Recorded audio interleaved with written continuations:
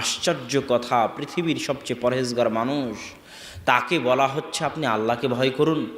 পৃথিবীর সবচেয়ে আল্লাহ ভীরু মানুষ, তাকে বলা হচ্ছে আপনি আল্লাহকে ভয় করুন। পৃথিবীর সবচেয়ে মুনসিফ ইনসাফ পরায়ণ মানুষ, ন্যায় বিচারক মানুষ, তাকে বলা হচ্ছে আপনি ইনসাফ করুন।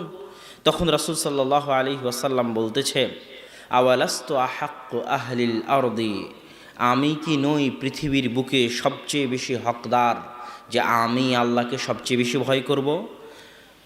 ইদা আসাইতু, যদি আমি আল্লাহর বিধানের নাফরমানি করি তাহলে কে আল্লাহর বিধানের অনুসরণ করবে? অমাইয়া আদেল ইদা আলাম আদেল, আর কে ন্যায় বিচার করবে যদি আমি মুহাম্মদ ন্যায় বিচার না করি?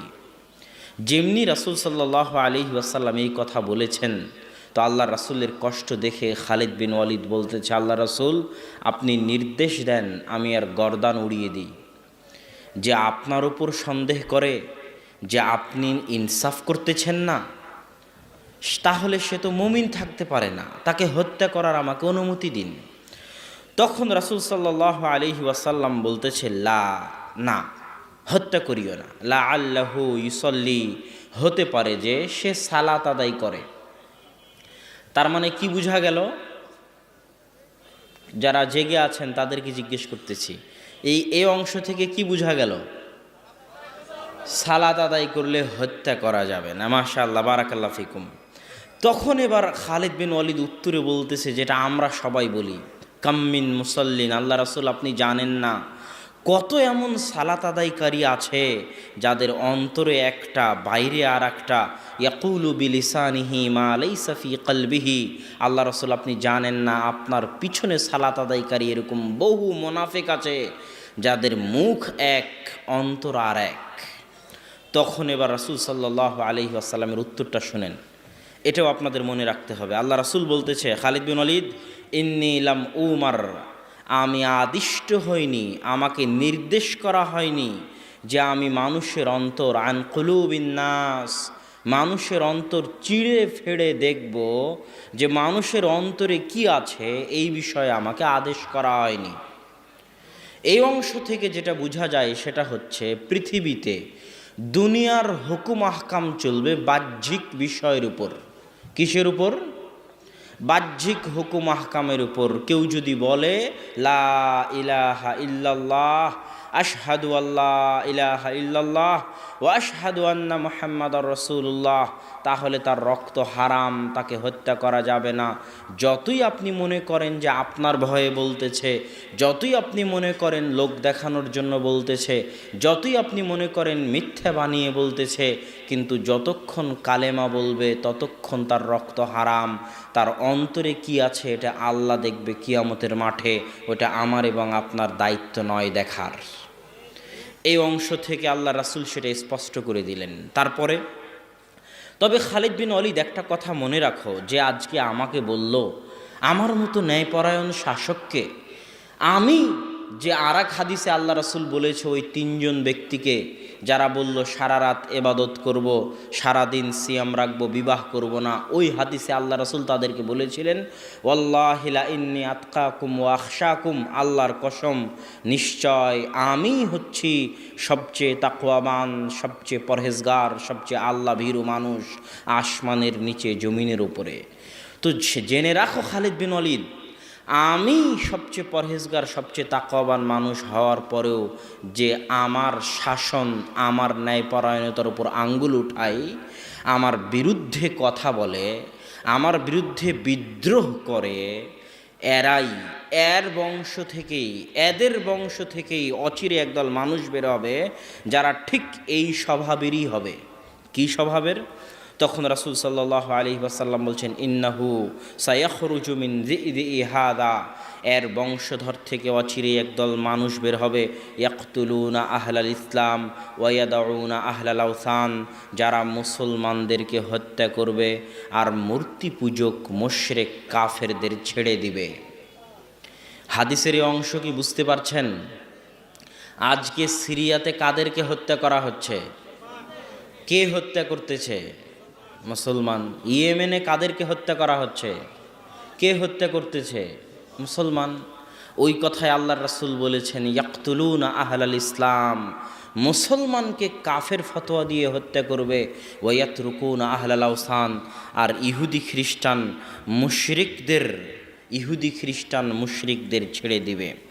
সম্মানিত উপস্থিতি, তৃতীয় হাদিস, আল্লাহ রাসূল সাল্লাল্লাহু আলাইহি ওয়াসাল্লাম বলছেন, ইয়াখরুজু ফীকুম, অচিরেই তোমাদের মধ্যে একদল মানুষ বের হবে, হুদাসাউল আসনান, যাদের দাঁত হবে নতুন, কেবল দাঁত উঠেছে, নতুন দাঁত গজিয়েছে, তাদেরকে হাদিসে বলা হয়েছে হুদাসাউল আসনান, নতুন গজানো দাঁতওয়ালা তথা অল্প বয়সী।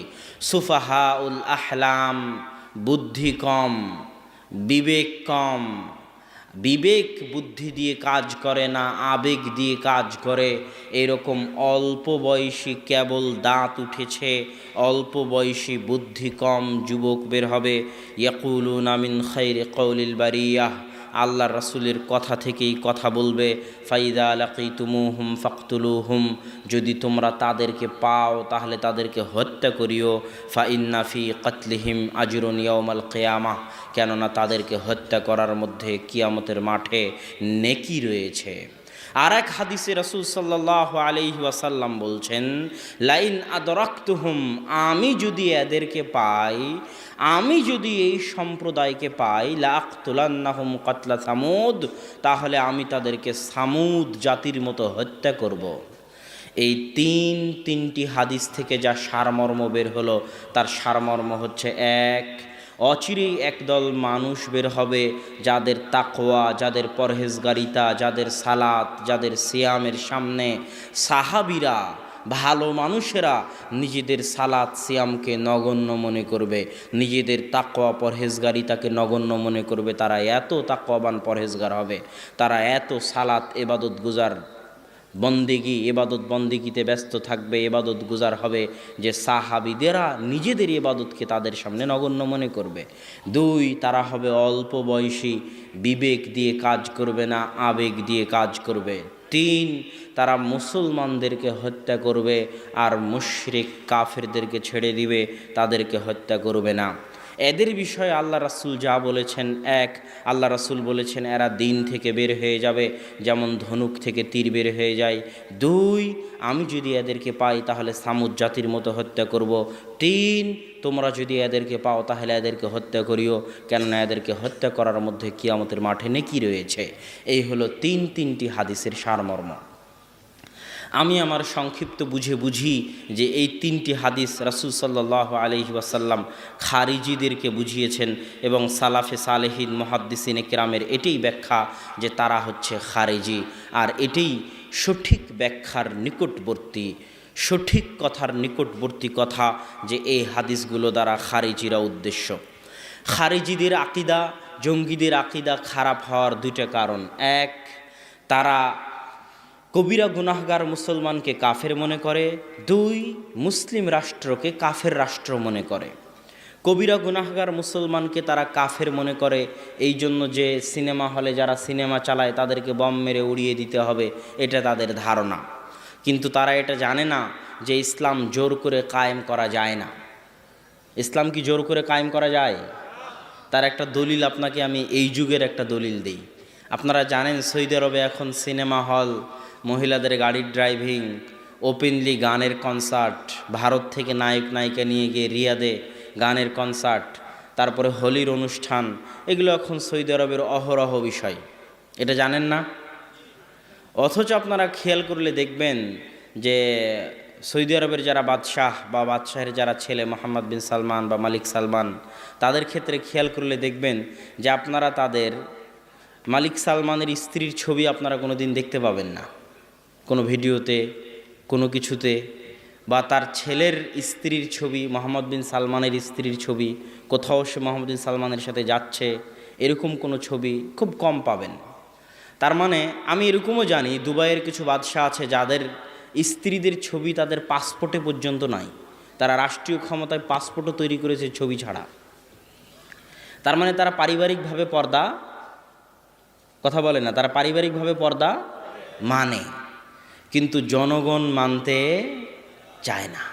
হাজার হাজার লক্ষ লক্ষ যুবক ইউরোপ আমেরিকা থেকে পড়ে এসেছে, লক্ষ লক্ষ যুবক যুবতী ইউরোপ আমেরিকা থেকে পড়ে সৌদি আরবে ঢুকছে। তারা পরিবর্তন চায়, তারা কনসার্ট চায়। শুধু বাংলাদেশের মহিলারা হিন্দি সিরিয়ালের ভক্ত, এ কথা ভুল। সৌদি আরবের মহিলারাও হিন্দি সিরিয়াল, এমন কোনো হিন্দি সিরিয়াল নাই যে হিন্দি সিরিয়ালের আরবি ডাবিং করা হয়নি, এমন কোনো হিন্দি মুভি নাই যে হিন্দি মুভির আরবি ডাবিং করা হয়নি। সৌদি আরবের মহিলারা ওই হিন্দি সিরিয়াল, হিন্দি মুভিগুলোর ভক্ত, ফুটবল খেলার ভক্ত, তারাও এগুলো দেখে এবং শুনে। জনগণ মানতে চায় না, এই জন্য সরকার টিকতে পারে না। তার মানে হচ্ছে জোরপূর্বক ক্ষমতা দিয়ে ইসলাম কায়েম রাখা যায় না, বরং মানুষকে দাওয়াত দিয়ে মানুষের অন্তর পরিবর্তন করে ইসলাম ঠিক রাখতে হবে। এই জন্য মুসা আলাইহিস সালাম কোনোদিন ফেরাউনকে বলেননি যে আপনার ক্ষমতাটা আমাকে দিয়ে দিন, আর এই জন্য ফেরাউন মুসার বিরুদ্ধে লেগে গেলেন, তা নয়। মুসা আলাইহিস সালাম ফেরাউনকে এটাই বলেছেন, আপনি থাকেন ক্ষমতায় কিন্তু ইবাদত করেন আল্লাহর। ইব্রাহিম আলাইহিস সালাম কোনোদিন নমরুদকে বলেননি যে আপনি আপনার ক্ষমতাটা আমাকে দিয়ে দিন। ইব্রাহিম আলাইহিস সালাম এটাই বলেছেন, থাকেন ক্ষমতায় কিন্তু মূর্তি পূজা করিয়েন না, সেজদা আল্লাহর করেন। কেননা ইসলাম কোনো সময় রাষ্ট্র ক্ষমতা চায় না, ইসলাম চায় সংশোধন। তিনি রাষ্ট্রনেতা হন, প্রধানমন্ত্রী হন, আর সাধারণ মানুষ হন, সকলের সংশোধন। এটাই হচ্ছে ইসলামের নিয়ম। আর এই জিনিসটাতেই যারা খারিজি তারাও ভুল করেছে, এবং খারিজিদের সাথে আরও এক দল মানুষ তারাও ভুল করেছে। তারা মনে করেছে এরা অস্ত্র দিয়ে ক্ষমতা দখল করতে চায়, অতএব আমরা অস্ত্র নয়, আমরা ভোট দিয়ে ক্ষমতা দখল করব। আছে না নাই? ভোট দিয়ে ক্ষমতা দখল করতে। অথচ তারা জানে না যে 5 বছর পর পর যদি ক্ষমতা চেঞ্জ হয়, এই গণতন্ত্রের মাধ্যমে আমেরিকা ইসরায়েল তাদের সুযোগ রাখে যে এবার 5 বছর গেল তো এবার বাংলাদেশে কাকে ক্ষমতায় আনা যায়, এটা তখন আমেরিকা ভাবে। 5 বছর পর একটা চান্স পায় কাকে ক্ষমতায় আনা যায় এবং তার মাধ্যমে কি আদায় করা যায়।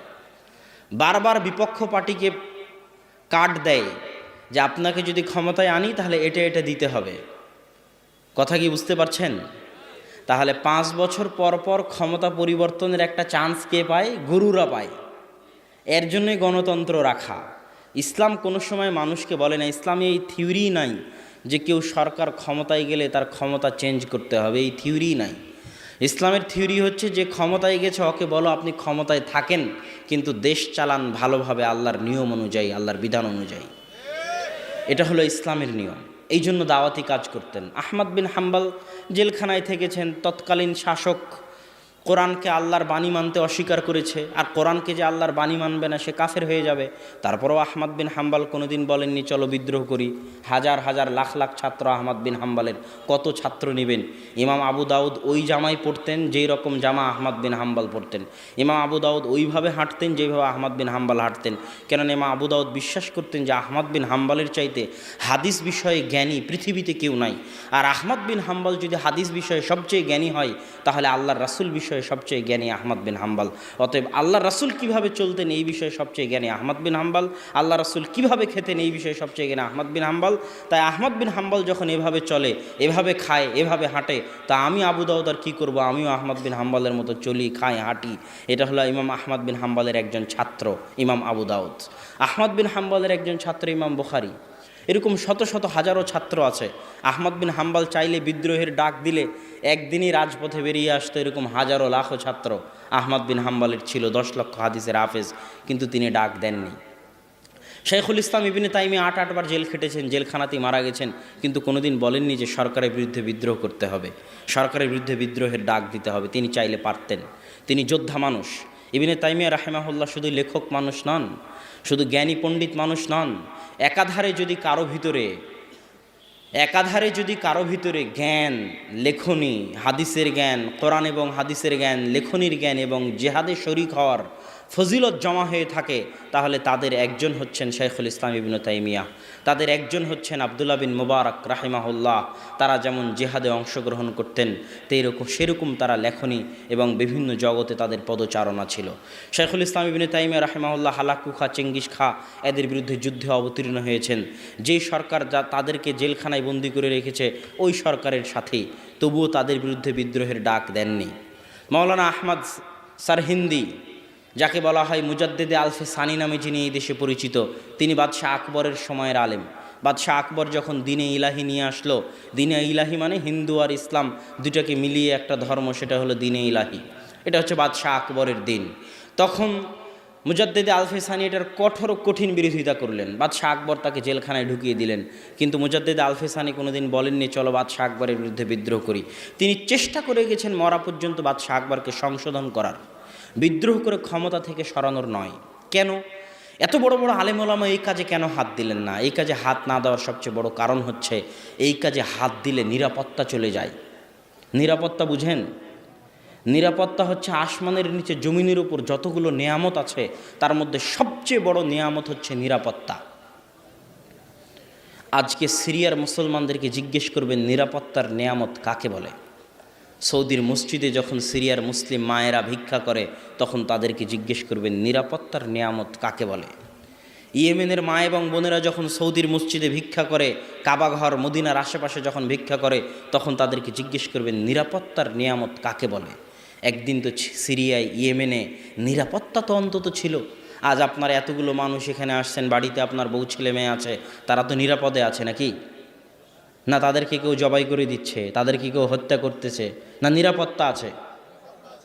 এই যে নিরাপত্তার নিয়ামত, এই নিয়ামতটুকু বুঝার জ্ঞান খারিজিদের নাই। এই জন্য ইসলামের নিয়ম হচ্ছে কেউ যদি ক্ষমতায় যায় তো দুইটা শর্ত ছাড়া তাকে তুমি ক্ষমতা থেকে সরাতে পারবে না। এক, যতক্ষণ না প্রকাশ্য কাফের হয়ে গেছে। যদি দেখা যায় প্রকাশ্য কাফের হয়ে গেছে তাহলে তখনই তাকে ক্ষমতা থেকে সরাতে পারবা, যখন ক্ষমতা থেকে সরিয়ে পুনরায় দেশে নিরাপত্তা কায়েম করার মতো ক্ষমতা তোমার হাতে আছে। কথা মনে হয় বুঝাতে পারিনি, বুঝতে পারতেছেন? তখন দ্বিতীয় শর্ত হচ্ছে তখন যখন তোমার হাতে এমন ক্ষমতা আছে যে তুমি চলমান সরকারকে সরিয়ে পাল্টায় ক্ষমতায় গিয়ে পুনরায় আগের মতো নিরাপত্তা বজায় রাখতে পারবা, বিস্তার করতে পারবা, তখনই বিদ্রোহ করতে পারবা। এটা হলো দ্বিতীয় শর্ত। যদি রাষ্ট্রনেতা পূর্ণ কাফের হয়ে গেছে কিন্তু এই ক্ষমতা তোমার নাই যে তুমি তাকে ক্ষমতা থেকে সরিয়ে পুনরায় ক্ষমতা দখল করে সারা দেশে আগের মতো নিরাপত্তা কায়েম করতে পারবা, এই ক্ষমতা যদি না থাকে তাহলে তোমার জন্য বিদ্রোহ করা হারাম হবে। আর তোমার বিদ্রোহ করার কারণে যত মুসলিম মা এবং বোনের রক্ত প্রবাহিত হবে তার জন্য তুমি জিম্মেদার হবা। যেমন আজকে সিরিয়ার মাটিতে বাশার আল আসাদকে সরিয়ে তার জায়গায় ক্ষমতা দখল করার ক্ষমতা ছিল না, আবেগের জোরে বিদ্রোহ করা হয়েছে। আজ সিরিয়ার মাটি মুসলমানদের হাতে আর এক মুসলমানের রক্তে রঞ্জিত, বিশাল ফিতনা। আল্লাহু আকবার। সম্মানিত উপস্থিতি, এই জন্য আরও একটা জিনিস মনে রাখবেন যে আজকে আমাদের দেশের প্রধানমন্ত্রী মহিলা প্রধানমন্ত্রী হওয়া কিন্তু ইসলামে কোনো সময় জায়েজ নয়। ইসলামে কোনো সময় নারী ইমাম হতে পারে না পুরুষের। ইসলামে কোনো সময় নারী দেশের রাষ্ট্রপ্রধান হতে পারে না, এটা ইসলামের নিয়ম। কিন্তু যদি হয়ে যায় তখন কি করবেন? জোরপূর্বক হয়ে গেছে বা ভোটের মাধ্যমে চলে এসেছে, ক্ষমতা দখল করে নিয়েছে, হয়ে গেছে, তখন কি করবেন? রাসূল সাল্লাল্লাহু আলাইহি ওয়াসাল্লাম বলছেন যদি হাবশি গোলাম ক্ষমতায় চলে আসে তো হাবশি গোলামের তোমরা আনুগত্য করিও। গোলাম কিন্তু, কৃতদাস কিন্তু কোনোদিন ইসলামের বিধানে ক্ষমতা পেতে পারে না, এটা ইসলামের নিয়ম। ইসলামের একটা নিয়ম হচ্ছে কারা কারা ক্ষমতা হবে, খলিফা হবে, তাদের একটা নিয়ম হচ্ছে নারী যেমন খলিফা হতে পারে না তেমন কৃতদাসও খলিফা হতে পারে না। কিন্তু তারপরেও যদি কৃতদাস খলিফা হয়ে যায়, নেতা হয়ে যায় জোরপূর্বক, তাহলে তোমরা তার আনুগত্য করিও যতক্ষণ না সে প্রকাশ্য কাফের হয়ে যায় এবং তাকে বিদ্রোহ করে সরিয়ে পাল্টা ক্ষমতা দখল করে দেশে নিরাপত্তা কায়েম করার মতো ক্ষমতা না থাকে। এর পিছনে একটাই উদ্দেশ্য, অন্য কোনো উদ্দেশ্য নাই। মুসলিম মা এবং বোনের বৃথা রক্ত যেন প্রবাহিত না হয়। আমরা মুসলিম মা এবং বোন এবং মুসলমান ভাইয়ের রক্তের মূল্যটা বুঝি না, যে ইসলামে তাদের রক্তের মূল্য কতটুকু। আল্লাহ সুবহানাহু ওয়া তাআলার নিকটে একজন মুসলমানের রক্ত যে কত মূল্যবান, কত মূল্যবান, কত মূল্যবান, যে সারা পৃথিবীর সব মানুষ, আসমানের সব ফেরেশতা আর সব জিন একত্রিত হয়ে যদি একটা মুসলমানকে হত্যা করে তো আল্লাহ সব মানুষ, সব জিন, সব ফেরেশতাকে একসাথে জাহান্নামে নিক্ষেপ করতে বিন্দুমাত্র দ্বিধা করবেন না। এটা আল্লাহর নিকটে একজন মুসলমানের রক্তের মূল্য। কাবাঘর যদি আপনি ধ্বংস করেন তো কাবাঘর ধ্বংস করলে যত গুনাহ না হবে একটা মুসলমানকে হত্যা করলে তার চেয়ে বেশি গুনাহ হবে। তথা একজন মুসলমানের রক্তের মূল্য কার চাইতে বেশি? একজন মুসলমানের রক্তের মূল্য কাবা ঘরের চাইতে বেশি। এই জন্য আগে মুসলমানের রক্তের হেফাজত করতে হবে। এই জন্য অত সহজে এই জাতীয় খারিজি চিন্তাধারা এগুলোর মধ্যে যাওয়া যাবে না, এগুলো থেকে দূরে থাকতে হবে, বরং সংশোধনের চেষ্টা করতে হবে। আর সংশোধনের চেষ্টার মধ্যেই বরকত আছে। কেমনে সংশোধনের চেষ্টার মধ্যে বরকত আছে? মানুষ হতাশ হয়ে জিজ্ঞেস করে, আমি যখন বক্তব্য দিই এই বিষয়ের উপর, এই বিষয়ের উপর আমার বিস্তারিত বক্তব্য আছে, ইসলামপুর দিনাজপুর একটা মসজিদে প্রায় 1.5-2 ঘন্টার আলোচনা আছে। মানুষ তখন হতাশ হয়ে জিজ্ঞেস করে, আজকে তাহলে ফিলিস্তিনের কি হবে? আজকে তাহলে মায়ানমার রোহিঙ্গাদের কি হবে? আজকে তাহলে চীনের মুসলমানদের কি হবে? আপনি যখন সবাইকে জঙ্গি বানিয়ে দিলেন, সবাইকে সন্ত্রাসী বানিয়ে দিলেন, তাহলে এই মুসলমানদের রক্ষা করবে কে, বাঁচাবে কে? আমি তাদের উদ্দেশ্য করে বলি যে পৃথিবী থেকে মানুষকে শিক্ষা নিতে হয়। পৃথিবী পরিচালনায় আল্লাহর কিছু নীতি থাকে, সুন্নাতুল্লাহ ফি তাদবিরিল আরজ, আল্লাহর নীতি পৃথিবী পরিচালনায়। যেমন আব্দুর রাজ্জাক বিন ইউসুফের নীতি আছে জামিয়া সালাফিয়া পরিচালনায়। তো কেমনে জানবেন যে জামিয়া সালাফিয়া 3 বছর থাকে, 5 বছর থাকে, 10 বছর থাকে? সে অবশ্যই বলতে পারবে আব্দুর রাজ্জাক বিন ইউসুফ এইভাবে জামিয়া সালাফিয়া চালায়, তাই নয় কি? তাহলে আল্লাহ কিভাবে পৃথিবী চালায় এটা কেমনে জানবেন? 1500, 1000, 2000 বছরের ইতিহাস। ইব্রাহিম আলাইসাল্লামের কাহিনী পড়ুন, আদম আলাইসাল্লামের কাহিনী পড়ুন, ইউসুফ আলাইসাল্লামের কাহিনী পড়ুন, মুসা আলাইসাল্লামের কাহিনী পড়ুন। পৃথিবীর সব ইতিহাস যখন আপনার সামনে চলে আসবে, তখন আপনি দেখতে পাবেন যে আল্লাহ পৃথিবী কিভাবে চালায়। এটা আল্লাহর পৃথিবী পরিচালনার নীতিগুলো আপনার সামনে স্পষ্ট হয়ে যাবে। তো আল্লাহর পৃথিবী পরিচালনার নীতি থেকে গত 1500 বছরের ইতিহাসে দেখা যায় যে মুসলমানেরা আজকে যতটা বিপদের সম্মুখীন, এর চাইতে হাজারো গুণ, শতগুণ বিপদের সম্মুখীন ছিল দুটো সময়। এক, যখন ক্রুসেডাররা ফিলিস্তিন দখল করে নিয়েছিল। আজকে যেমন ইসরায়েল ফিলিস্তিন দখল করে আছে বাইতুল মাকদেস, ঠিক ক্রুসেডাররা এরকম বাইতুল মাকদেস দখল করে নিয়েছিল। ওই সময়টা ছিল মুসলমানদের জন্য খুব শোচনীয় সময়। দুই, যখন হালাকু খাঁ চেঙ্গিস খাঁ মুসলমানদের মাথা কেটে মিনার তৈরি করতো বাগদাদের মতো উন্নত শহরকে একদিনে বিরান মরুভূমি বানিয়ে দিয়েছিল। ওই আব্বাসী খেলাফতের রাজধানী ছিল বাগদাদ। অত উন্নত শহর তৎকালীন যুগে ইউরোপ কোনো দিন কল্পনাও করতে পারে না, আজকের বিশ্ব কল্পনা করতে পারে না। এত উন্নত শহর ছিল বাগদাদ। সেই বাগদাদকে একদিনে বিরান মরুভূমি বানিয়ে দিয়েছে হালাকু খাঁ চেঙ্গিস খাঁ, আর মুসলমানদের মাথা কেটে মিনার তৈরি করেছে। সেই হৃদয় বিদারক ইতিহাসগুলো পড়ে দেখুন। হালাকু খাঁ চেঙ্গিস খানদের ঝড় উঠেছিল তাতার, মঙ্গোলিয়া, চীনের পাশে। এখান থেকে এই ঝড়কে থামানোর মতো পৃথিবীর কেউ ছিল না। মনে হচ্ছিল একদম দুনিয়া থেকে ইসলামকে মিটিয়ে তারপরে হালাকু খাঁ চেঙ্গিস খাঁ থামবে। তো এত বিপদে মুসলমানরা আগে কোনো দিন পড়েনি, এখন তো এগুলো কোনো বিপদই নয়। তো ওই সময় মুসলমানদের কে উদ্ধার করেছে? ইতিহাস পড়েন, তাহলে বুঝবেন যে আল্লাহ পৃথিবী কিভাবে চালায়। ওই সময় কোনো টুটাফাটা 10টা যুবক এক জায়গায় হয়ে বললো, অমুক আমাদের আমির, লিল্লাহে তাকবীর, চলো বম মারি, তাদের মাধ্যমে আল্লাহ মুসলমানদের উদ্ধার করলো, এটা আপনি ইতিহাসে পাবেন না। আপনি ইতিহাস ঘাটলে দেখবেন বৈধ শাসক সালাহুদ্দিন আইয়ুবী ছিলেন মিশরের বৈধ শাসক। তিনি কোনো 10টা 15টা গ্রুপের নেতা নয়, বৈধ শাসক। সালাহুদ্দিন আইয়ুবীর মতো বৈধ শাসক দিয়ে আল্লাহ বাইতুল মাকদেসকে মুক্ত করেছে। ঠিক জাহির বেরবেস খান ছিলেন বৈধ শাসক, যিনি সর্বপ্রথম যার হাতে হালাকু খাঁ চেঙ্গিস খানদের তাতারি বাহিনীর পরাজয় হয় সর্বপ্রথম যার হাতে, তিনি হচ্ছেন জাহির বেরবেস খান। তিনি ছিলেন বৈধ শাসক।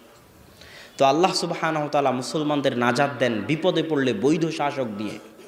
তার আরেকটা দলিল হচ্ছে, যখনই যারা বিপদে পড়ে তখন আল্লাহ তাদেরকে দোয়া শিখিয়ে দিয়েছে যে তোমরা দোয়া করবা যে আল্লাহ আপনি আমাদের সুলতানান নাসিরা, সাহায্যকারী শাসক দেন। এটা আল্লাহ দোয়া করতে বলেছে। কি দোয়া? সাহায্যকারী সুলতান শাসক দেন। এটা নয় যে সাহায্যকারী 10টা গ্রুপ দেন, যারা 10টা গ্রুপ এক জায়গায় জঙ্গি হামলা করে আমাদের নাজাত দিবে। আল্লাহ এটা শিখায়নি। আল্লাহ দোয়া করতে বলেছে সাহায্যকারী সুলতান, সাহায্যকারী শাসক দেন। মুসলমানদের সেই দোয়া করতে হবে এবং মুসলমানেরা নাজাত পাবে। অতীত ইতিহাস ঘাটলে, পৃথিবী পরিচালনায় আল্লাহর নীতি দেখলে বোঝা যায় মুসলমানেরা আবারও যদি এই কঠিন পরিস্থিতি থেকে মুক্তি পায়, তাহলে এরকম বৈধ ন্যায়পরায়ণ শাসকের হাত দিয়েই মুক্তি পাবে ইনশাআল্লাহ। আর যারা আমাদেরকে এই জাতীয় বক্তব্য দিলে দালাল বলে, তাদেরকে আমি বলেছি এবং এখনও বলি, যেই দিন বৈধ শাসক জেহাদের ডাক দিবে, সেই দিন আহলে হাদিসের বাচ্চারাই জেহাদের কাতারে সবার আগে থাকবে ইনশাআল্লাহ। অতএব জেহাদ আমরা জিহাদ বিরোধী এই কথা বলে আমাদেরকে কলঙ্কিত করার, এই কথা বলে আমাদেরকে দালাল পেট্রোডলার খাই, এগুলো বলে আমাদেরকে ছোট করার কোনো উপায় নেই। যেই দিন দেখা যাবে বৈধ শাসক জিহাদের ডাক দিয়েছে, সেই দিন আপনারাই যারা আমাদেরকে অপবাদ দিচ্ছেন তারাই হয়তো পালিয়ে যাবেন। কেননা তার প্রমাণ তো আছে, ইংরেজদের ক্ষেত্রে তার প্রমাণ তো আছে।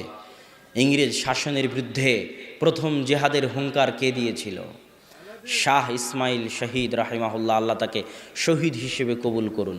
তার বই আছে রাফুল এদাইনের উপর, তার বই আছে তাযকিরুল ইখওয়ান, যেখানে তিনি তাকলিদের বিরুদ্ধে লিখেছেন।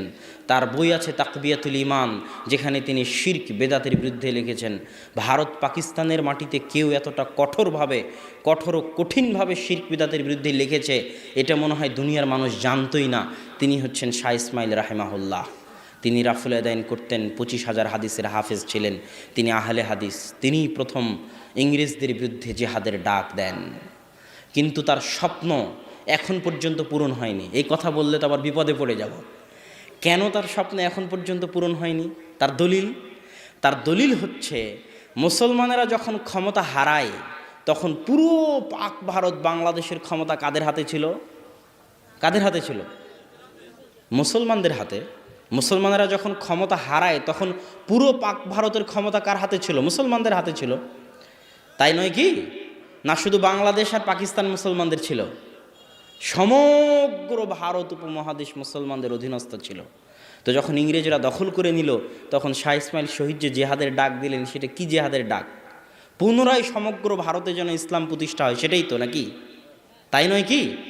তো ওনার স্বপ্ন কি পূরণ হয়েছে? পূরণ হয়নি। তাহলে মুসলমানেরা কেমনে বলে যে আমরা স্বাধীন হয়েছি? 1947 সালে মুসলমানেরা যে দাবি করে আমরা স্বাধীন হয়েছি, আমার দৃষ্টিতে এই দাবি ঠিক নয়। কেন? আজকেও ভারতের পতাকা যে বিল্ডিংয়ে উঠানো হয়, ওই বিল্ডিংয়ের মালিক মুসলমানেরা। লালকেল্লা যেটা, সেই লালকেল্লায় ভারতের পতাকা উঠে, ওই বিল্ডিংয়ের মালিক মুসলমান। দিল্লির অলিতে গলিতে এবং ভারতের অলিতে গলিতে মুসলমান শাসকদের সেই পদচিহ্ন এখনও থেকে গেছে। অথচ আজকে ভারতের মুসলমানেরা কত কষ্টে নিমজ্জিত। এনআরসি, সিএ এর নামে ভারতের মুসলমানদের পরিচয় ছিনিয়ে নিয়ে দ্বিতীয় রোহিঙ্গা, দ্বিতীয় মায়ানমার বানানোর পরিকল্পনা চলতেছে। আমরা দোয়া করি আল্লাহ সুবহানাহু ওয়া তাআলা ভারতের মুসলমানদেরকে সহযোগিতা করুন এবং তাদের জন্য সুলতান আন নাসিরা, সাহায্যকারী শাসক পাঠান। আল্লাহুম্মা আমিন। সম্মানিত উপস্থিতি, আমি আমার বক্তব্যে বলতেছিলাম যে ইসলাম শাসন পরিবর্তন করায় বিশ্বাসী নয়। যে ক্ষমতায় গেছে তাকে ক্ষমতায় থাকতে দিতে হবে। এর অনেক ফল আছে, অনেক গুণ আছে। এই যে সৌদি বাদশারা, তারা এত সুন্দর করে তাদের দেশ কেন পরিচালনা করে? বা যারা দুবাইয়ের বাদশা, তারা এত সুন্দর করে কেন দেশ পরিচালনা করে? তারা জানে যে বংশ পর খরচ করেছিলাম তা আগে আদায় করি, 5 বছর পর তো চলে যেতে হবে, তখন সারা দেশ লুটে পেটে খেয়ে নিবে। এই জন্য গণতন্ত্র বাংলাদেশের যত ক্ষতি করেছে, পৃথিবীর আর অন্য কোনো দেশের তত ক্ষতি করতে পারেনি। কেন? বাংলাদেশের বয়স তো আর কম হলো না। কোথায় 1971 আর কোথায় 2019, 2020। তো সেখানে যখন বাংলাদেশ স্বাধীন হয় তখন মালয়েশিয়া বাংলাদেশের চাইতে দরিদ্র দেশ ছিল। আজ মালয়েশিয়া কোথায় পৌঁছে গেছে? আর বাংলাদেশ এখনও মনে করতেছে যে বাংলাদেশের উন্নতি হচ্ছে গার্মেন্টসগুলো, বাংলাদেশের উন্নতি হচ্ছে পদ্মা সেতু, রাস্তাঘাট। এই জিনিসটা বাংলাদেশের মানুষ কেন বুঝে না আমি বুঝি না। অবকাঠামোগত উন্নয়ন কোনোদিন উন্নয়ন নয়। এই বাইতুল হাম জামে মসজিদ, বিশাল বাইতুল হাম জামে মসজিদ তৈরি করলাম, বিশাল জামিয়া সালাফের বিল্ডিং তৈরি করলাম, কিন্তু যে ছাত্র পড়ে সেও পচা, যে শিক্ষক পড়ায় সেও পচা। তো বিল্ডিংয়ের দাম আছে? কোনো দাম নাই। তো অবকাঠামোগত উন্নয়ন কোনোদিন উন্নয়ন নয়। উন্নয়ন হচ্ছে শিক্ষার উন্নয়ন, জ্ঞানের উন্নয়ন। তো আপনি ব্রিজ দিয়ে কি করবেন? ওই ব্রিজে যে ইঞ্জিনিয়ার, সেই ইঞ্জিনিয়ার তো চায়নার, আর লেবার তো আপনার বাংলাদেশের। তাহলে এই ব্রিজের কোনো দাম আছে? যেই দিন আপনার ইঞ্জিনিয়ার দিয়ে আপনি পদ্মা ব্রিজ বানাতে পারবেন, সেই দিন বুঝবো যে হ্যাঁ আপনি উন্নত হয়েছেন। ঠিক তেমনই আজকের যে গার্মেন্টসগুলো, গবেষণা পড়ে দেখেন, বাংলাদেশের মানুষ কম শ্রমে বেশি কাজ করে দেয়, এই জন্য গার্মেন্টসগুলো চলে। যখন অন্য দেশের মানুষ কম শ্রমে এত বেশি কাজ করে দিবে, তখন বাংলাদেশের গার্মেন্টসগুলো বন্ধ হয়ে যাবে। এটাই পৃথিবীর নিয়ম, হতে হবে। না হলে যারা পারমাণবিক বম বানাতে পারে তারা একটা প্যান্ট শার্ট বানাতে পারবে না? তাদেরকে প্যান্ট শার্ট কিনতে হবে বাংলাদেশের কাছ থেকে, এটা কোনো কথা হলো? তার মানে কোশ্চিনকালেও এটা উন্নতির আলামত নয়। উন্নতি হচ্ছে শিক্ষায়, আর শিক্ষার জায়গাতেই তো বাংলাদেশ সবচেয়ে পিছিয়ে। যে বিশ্ববিদ্যালয়গুলো থেকে মানুষ শিক্ষা গ্রহণ করবে, ওই বিশ্ববিদ্যালয়গুলোতে তো সব সন্ত্রাসী, ডাকাত আর চোরেরা পড়ে। আর সন্ত্রাসী, ডাকাত আর চোরেরা পড়ায়, নিয়মিত কোনো দিন ক্লাসে আসে না। বিশ্ববিদ্যালয়ের টিচার আসা নাকি লাগে না, আশ্চর্য। অথচ সৌদি আরবে একজন শিক্ষক, বিশ্ববিদ্যালয়, মদিনা বিশ্ববিদ্যালয়ের শিক্ষক, হাই পর্যায়ের টিচার, হাজার হাজার রিয়াল বেতন, তারপরও 1 মিনিট ক্লাসে আসলে, দেরিতে আসলে আল্লাহকে ভয় করে যে আমার এই টাকাটা কি হালাল হবে, এটার কি আমি জবাব দিতে পারবো। মদিনা ইসলামী বিশ্ববিদ্যালয়ের শিক্ষক। আর বাংলাদেশের বিশ্ববিদ্যালয়ের শিক্ষক মানে ক্লাসে আসা লাগে না। তাহলে এই টাকার হিসাব কিয়ামতের মাঠে কি দিবে? টাকা তো আমার আপনার না তার বাপের? ঢাকা বিশ্ববিদ্যালয়, রাজশাহী বিশ্ববিদ্যালয় চলে কাদের টাকায়? আমার আপনার টাকায়। তাহলে এই যে এই বিশ্ববিদ্যালয়গুলোতে যেখান থেকে মানুষ সঠিক হওয়ার কথা, সেই জায়গাগুলো আজ ধ্বংসের দ্বার প্রান্তে দাঁড়িয়ে আছে। তো সম্মানিত উপস্থিতি, আমরা জঙ্গিদের আলোচনা করছিলাম যে জঙ্গিরা 2টা জায়গায় পা পিছলে গেছে। 1, তারা কাফের রাষ্ট্রকে, মুসলিম রাষ্ট্রকে কাফের রাষ্ট্র মনে করে। 2, তারা কবিরা গুনাহগার মুসলমানকে কাফের মনে করে। অথচ কবিরা গুনাহগার মুসলমান কাফের নয়। দলিল, আল্লাহ সুবহানাহু ওয়া তাআলা কবিরা গুনাহগার মুসলমানকে মুমিন বলে ডেকেছেন কোরআনে। আল্লাহ বলছেন, ইয়া আইয়ুহাল্লাযীনা আমানু তুবু ইলাল্লাহ, হে ইমানদারগণ তোমরা তওবা করো। তো তওবা কে করে? সাগিরা গুনাহ যে করে সে তওবা করে? সাগিরা গুনাহ ওযু করলে ক্ষমা হয়ে যায়, 1 সালাত থেকে আরেক সালাতের মাঝে ক্ষমা হয়ে যায়, 1 জুমা থেকে আরেক জুমার মাঝে ক্ষমা হয়ে যায়, 1 রমজান থেকে আরেক রমজানের মাঝে ক্ষমা হয়ে যায়। কিন্তু কাবিরা গুনাহ করলে তওবা করা লাগে। আর আল্লাহ কাবিরা গুনাহগার মুসলিমকে বলতেছে, ইয়া আইয়ুহাল্লাযীনা আমানু, হে ইমানদারগণ। মানে কবিরা গুনাহ করার পরও সে এখনও কি আছে? মুমিন আছে। কথা মনে হয় বুঝাতে পারিনি। শত শত দলিল পেশ করতে পারবো যে কাবিরা গুনাহ করার পরও মানুষ মুমিন থাকে। ওই যে 99 জনকে হত্যা করলো বানি ইসরায়েলের ব্যক্তি, তারপরে 100 জনকে হত্যা করলো, তাকে আল্লাহ জান্নাতে দেয়নি? যদি সে কবিরা গুনাহ করলে যদি কাফের হয়ে যেত, তাহলে কি সে জান্নাতে যেতে পারতো? অসম্ভব। কবিরা গুনাহ করলে মানুষ ফাসেক হয়, পাপিষ্ঠ হয়, পাপাচারী হয়, তাকে তওবা করতে হয়, কিন্তু সে কাফের হয় না। কেননা কবিরা গুনাহ করলে যদি কাফের হয়ে যায়, তাহলে তওবা করবে কি থেকে? তওবা করার তো কোনো রাস্তাই নাই। শাফাত থাকবে কার জন্য? আল্লাহ রাসূল কিয়ামতের মাঠে কার জন্য শাফাত করবে? যদি কবিরা গুনাহ করলে মানুষ কাফের হয়ে যায়, তো কিয়ামতের মাঠে আল্লাহ রাসূল শাফাত করার জন্য কাউকে পাবে না। কিয়ামতের মাঠে শাফাত করার জন্য, আল্লাহর অঞ্জলিতে উঠার জন্য কোনো মানুষ থাকবে না। যদি কাবিরা গুনাহ করলে মানুষ কাফের হয়ে যেত। এরকম হাজারো শত দলিল পেশ করা যাবে যে কাবিরা গুনাহ করলে মানুষ কাফের হয় না। আর যে দলিলগুলো আমরা পেশ করি, এই দলিলগুলো সব ইমাম বুখারী দিয়ে গেছেন। সহিহ বুখারীর কিতাবুল ঈমান খুলেন, প্রথম অধ্যায়গুলোই হচ্ছে কিতাবুল ঈমান।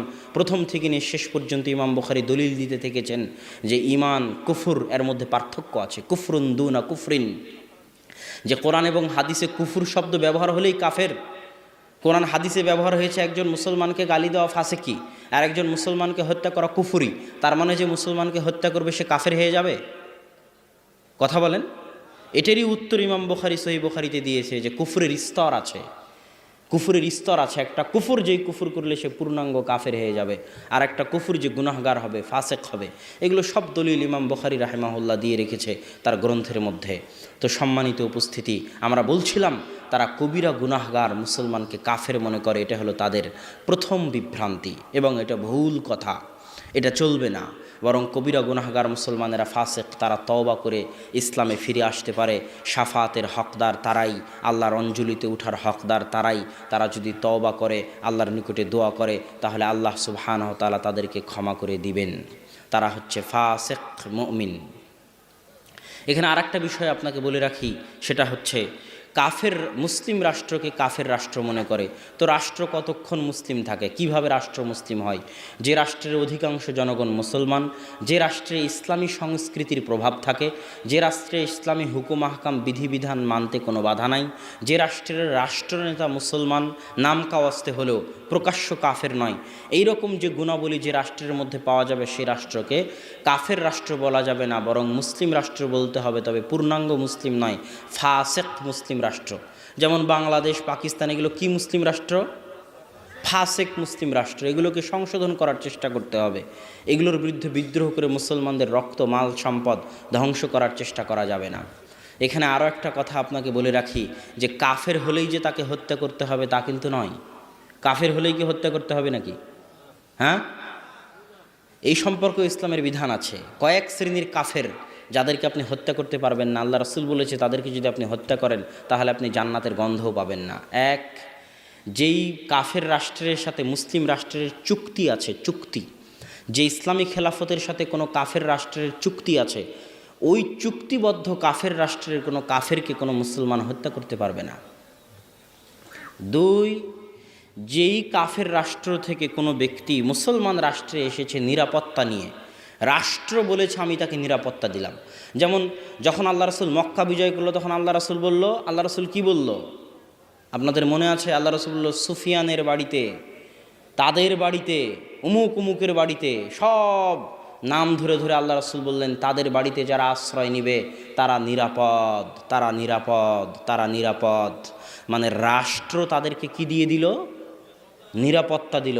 এখন আল্লাহর রাসূলের অধীনস্থ কোনো ব্যক্তি তাদের গায়ে হাত উঠাতে পারবে না। ঠিক যখন কোনো কাফের কোনো মুসলিম রাষ্ট্রে ঢুকবে, মুসলিম রাষ্ট্র তাকে ভিসা দিয়েছে, ভিসা দেওয়া মানে কি দেওয়া? নিরাপত্তা দেওয়া। তো যে ভিসা নিয়ে এসেছে তাকে আপনি হত্যা করতে পারবেন না, কেননা মুসলিম রাষ্ট্র তাকে নিরাপত্তা দিয়েছে, তাকে নিরাপত্তা দেওয়া আপনার জিম্মেদারি। আপনার সরকার তাকে নিরাপত্তা দেওয়ার ওয়াদা করেছে, তাকে নিরাপত্তা দেওয়া আপনার জিম্মেদারি। যদি আপনি তাকে হত্যা করেন আপনি জান্নাতের গন্ধ পাবেন না, আল্লাহ রাসূলের হাদিস। তিন, যে কাফের মুসলিম রাষ্ট্রে বসবাস করে জিজিয়া দিয়ে, কর দিয়ে, কর দিয়ে যে কাফের মুসলিম রাষ্ট্রে বসবাস করে তার রক্ত হারাম, তাকে আপনি হত্যা করতে পারবেন না।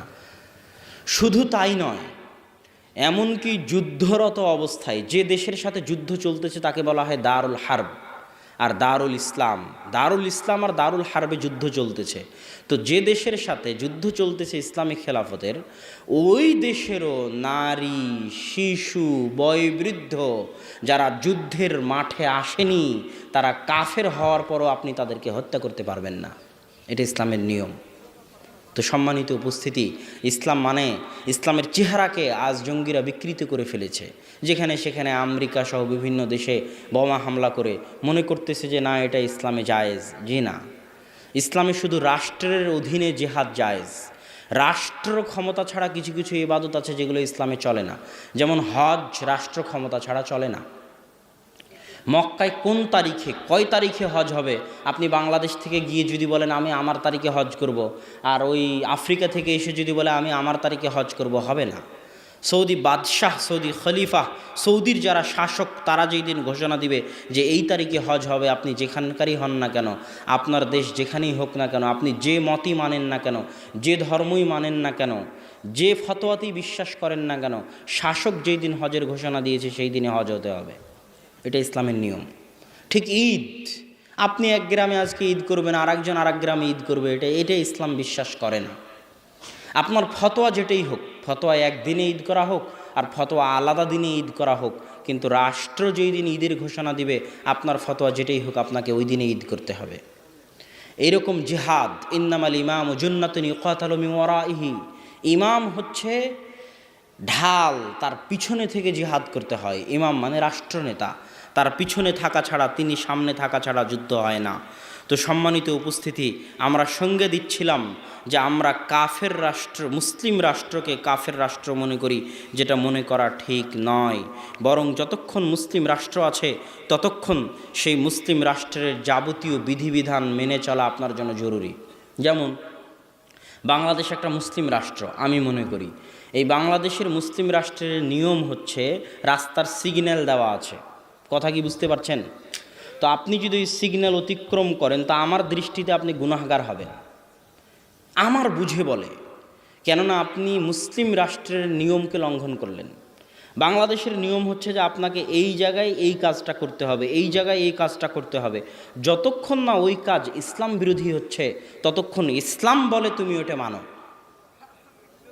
কথা না বুঝাতে পারলে আমি ব্যর্থ।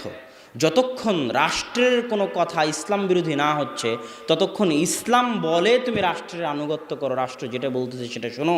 যদি সেটা তুমি লঙ্ঘন করো তাহলে তুমি গুনাহগার হবে। এটার নামই ইকামতে দিন। একামতে দিন মানে রাস্তাঘাট বন্ধ করে দিয়ে, রাষ্ট্রের বিরুদ্ধে বিদ্রোহ করে, রাষ্ট্রের মাল সম্পদ, ধন সম্পদ নষ্ট করে। বাংলাদেশের সম্পদ কার সম্পদ? আমাদের সম্পদ। কথা বুঝেননি? বাংলাদেশের সম্পদ আমাদের সম্পদ, তা আমি মিছিল মিটিং করে জ্বালাও পোড়াও করে হরতাল করে বাংলাদেশের সম্পদকে নষ্ট করতেছি, মানে আমার ক্ষতি করতেছি।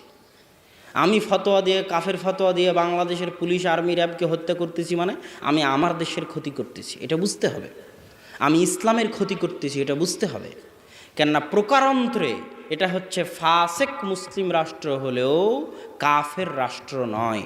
অতএব এই ফাসেক মুসলিম রাষ্ট্রের প্রত্যেক জিনিস, একটা টাকাও আমানতের সাথে হেফাজত করা প্রত্যেক মুসলমানের দায়িত্ব। আপনি রাষ্ট্র ক্ষমতায় আছেন, OC, DC, SP, commissioner, chairman, মন্ত্রী, জনগণের টাকা আপনার হাতে আছে। ইসলাম বলতেছে এই টাকার হেফাজত করতে হবে। ক্ষতি করলে কিয়ামতের মাঠে জবাব দিতে হবে, আপনি একটা মুসলিম রাষ্ট্রের ক্ষতি করেছেন, ধ্বংস করেছেন। সম্মানিত উপস্থিতি, এই জন্য আমি আপনাদের সামনে বলতেছিলাম যে একামতে দিনের সঠিক অর্থ আমরা বুঝি না। একামতে দিনের সঠিক অর্থ বুঝতে গেলে আপনাকে বুঝতে হবে একামতে সালাত কাকে বলে। একামতে সালাত মানে কি ডাঙ্গি পাড়ার সব মানুষকে আজ সকালে গিয়ে ফজরের সময় পিটিয়ে মসজিদে নিয়ে আসবে, এর নাম একামতে সালাত। এখন ডাঙ্গি পাড়ার সব মানুষকে পিটিয়ে মসজিদে নিয়ে আসলাম, কেউ রুকু করাও জানে না, সূরা ফাতিহাও জানে না, ওযু করাও জানে না, তাহলে একামতে সালাত হলো না? হলো না। একামতে সালাত হলো না। একামতে সালাত মানে আমি নিজে যদি আমার মধ্যে একামতে সালাত করতে চাই, তার মানে সালাতের যাবতীয় হুকুম আহকাম বিধিবিধান মেনে, যেভাবে ওযু করার সেভাবে ওযু করে, যেভাবে সালাত আদায় করার সেভাবে সালাত আদায় করে যদি আমি নিয়মিত 5 ওয়াক্ত সালাত আদায় করি, তাহলে আমি আমার মধ্যে কি করলাম?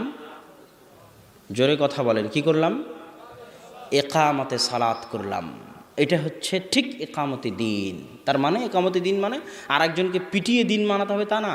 একামতে দিন মানে আমার নিজের মধ্যে জন্ম থেকে মৃত্যু পর্যন্ত, পায়ের পাতা থেকে মাথার চাঁদি পর্যন্ত আমি ইসলামের যাবতীয় বিধিবিধান মানতেছি কিনা, যদি মানি তাহলে আমি আমার মধ্যে একামতে দিন করলাম।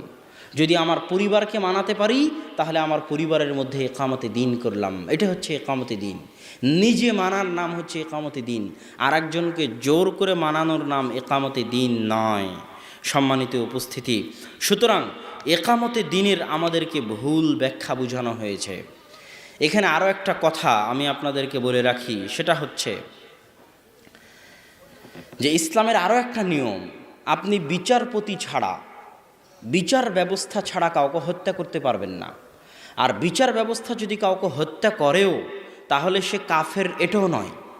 যেমন ইসলামের নিয়ম হচ্ছে কেউ যদি বিবাহিত অবস্থায় জেনা করে তাকে হত্যা করতে হবে, তো যে বিবাহিত অবস্থায় জেনা করেছে সে কি কাফের হয়ে গেছে?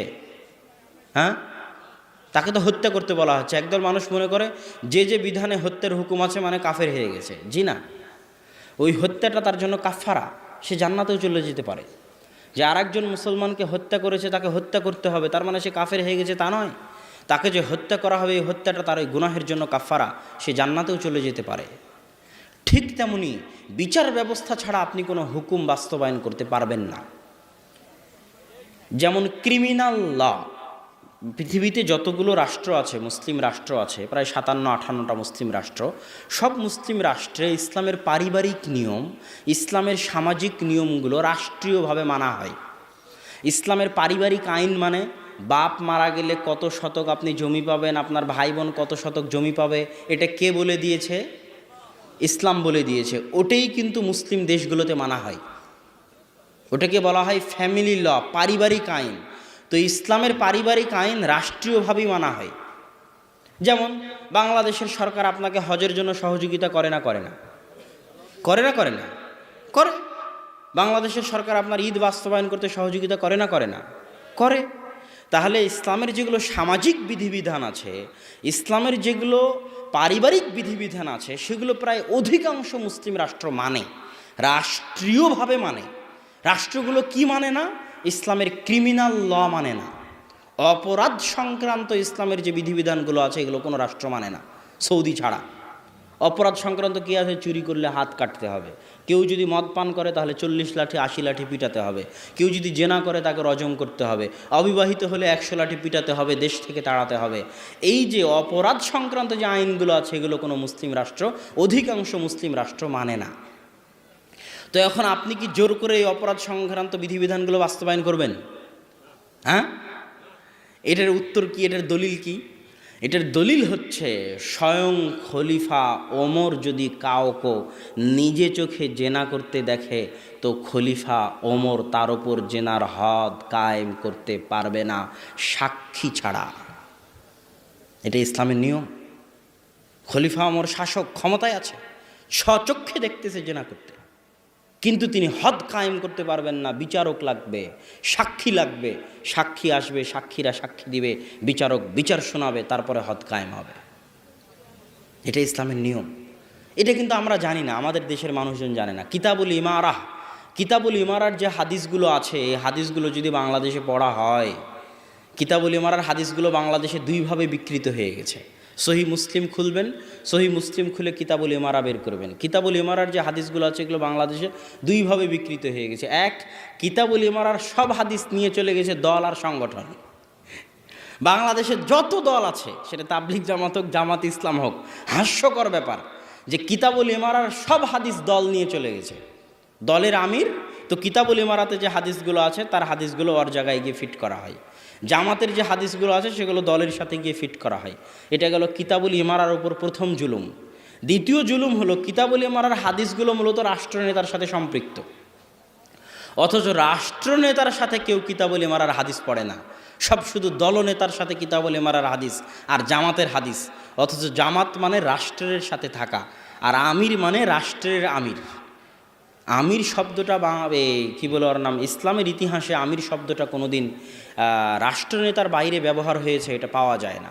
গত 100, 150, 200 বছর আগে রাষ্ট্রনেতার বাইরে ব্যবহার হয়েছে এটা পাওয়া যায় না। এখনও মদিনার আমির আছে, মক্কার আমির আছে।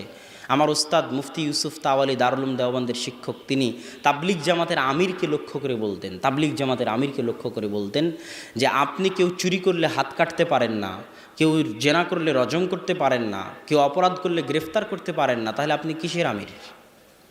কেননা আমির মানে হচ্ছে ক্ষমতা। চুরি করলে হাত কাটতে পারতে হবে, সে আমির।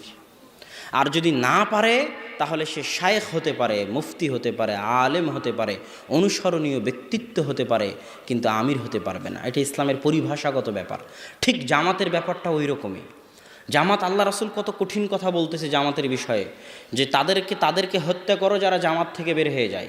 আল্লাহ রাসূল বলতেছে কেউ যদি জামাত থেকে বের হয়ে যায় সে ইসলাম থেকে বের হয়ে গেল। কত কঠিন কথা। অথচ আমি যদি তাবলিগ জামাত ছেড়ে দিই তাহলে কি আমি ইসলাম থেকে বের হয়ে যাব?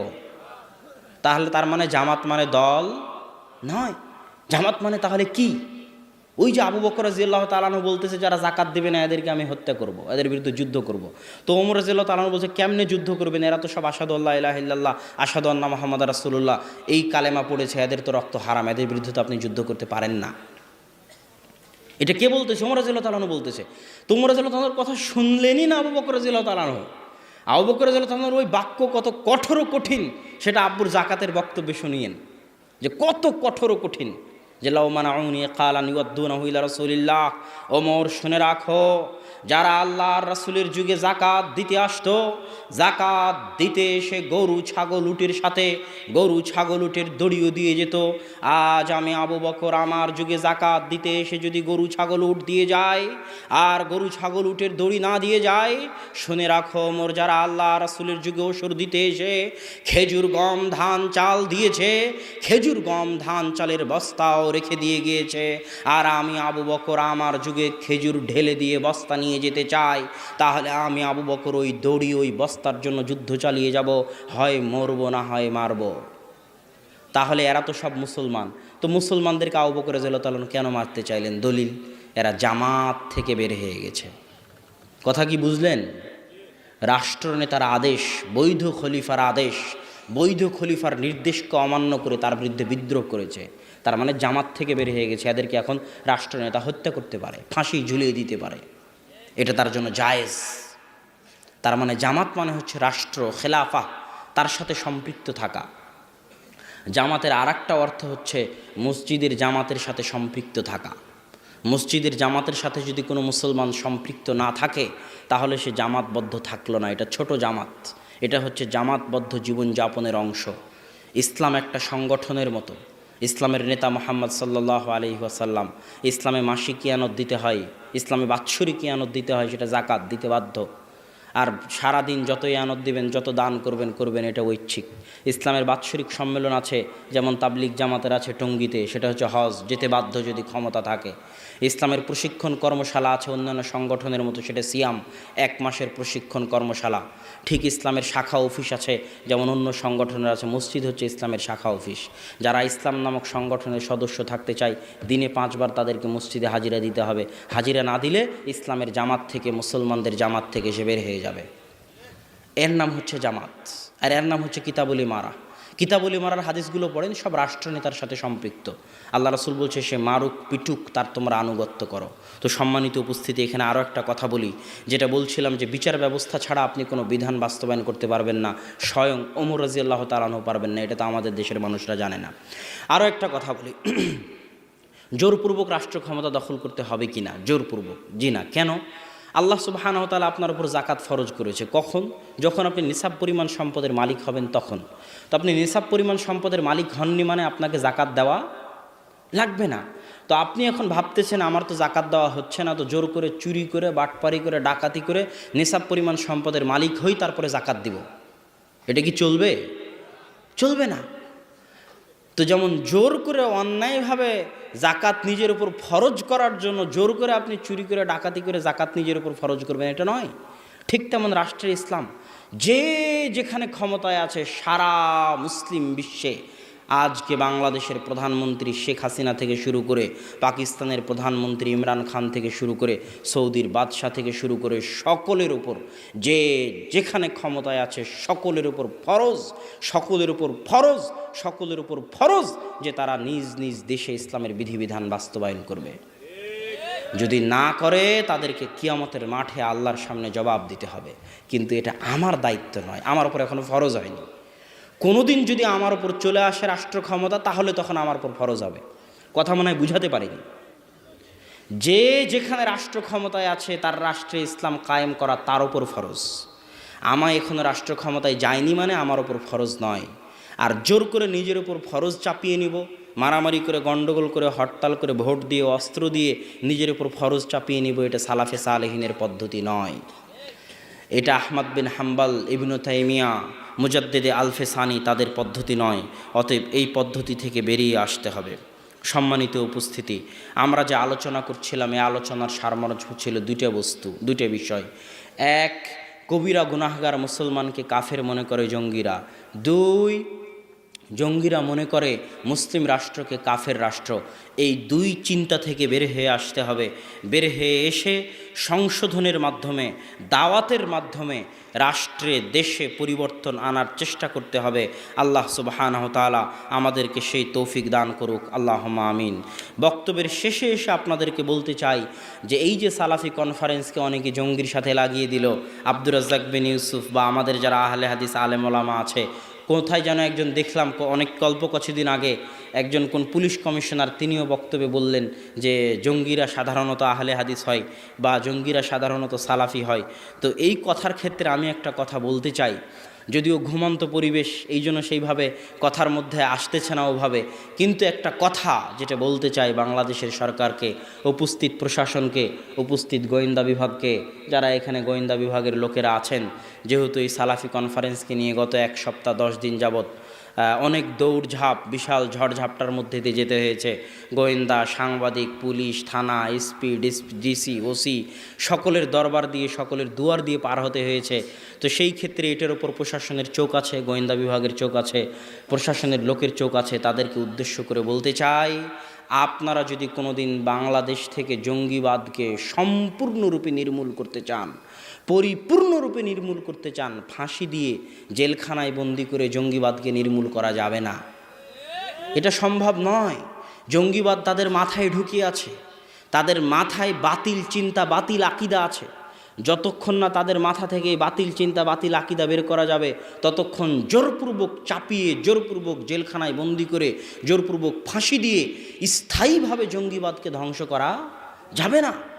আপনারা যদি কোনোদিন চান, আমি আপনাদের চ্যালেঞ্জ দিয়ে বলতে পারি, আহলে হাদিস সালাফিরা তো জঙ্গি নয়, মাননীয় প্রধানমন্ত্রী থেকে শুরু করে প্রশাসনকে বলতে চাই, আপনারা যদি কোনো দিন কল্পনা করেন বাংলাদেশের মাটি থেকে জঙ্গিবাদকে চিরস্থায়ীভাবে নির্মূল করবেন, তাহলে আহলে হাদিস আলেমদেরকে ডেকে এই সমস্ত জঙ্গিদের মাঝে দাওয়াতি কাজ করার সুযোগ করে দিন। ইনশাআল্লাহ আহলে হাদিস আলেমদের সুযোগ দিলে, আহলে হাদিস আলেমদের রাষ্ট্রীয়ভাবে বাইতুল মোকাররম থেকে টিভি চ্যানেলগুলো থেকে শুরু করে জঙ্গি, যাদের মধ্যে জঙ্গি আকীদা আছে, তাদের মাঝে সারা দেশব্যাপী প্রোগ্রাম করার, আলোচনা করার, তাদের মিডিয়ার মাধ্যমে তাদের বক্তব্য দেওয়ার সুযোগ করে দিলে সর্বক্ষেত্রে ইনশাআল্লাহ বাংলাদেশের মাটিতে আহলে হাদিসরাই পারবে এই জঙ্গিবাদ, সন্ত্রাসবাদের চিন্তাকে বাংলাদেশের মাটি থেকে চিরতরে নির্মূল করে দিতে ইনশাআল্লাহ। এই গ্যারেন্টি, এই চ্যালেঞ্জ আমি দিতে পারি।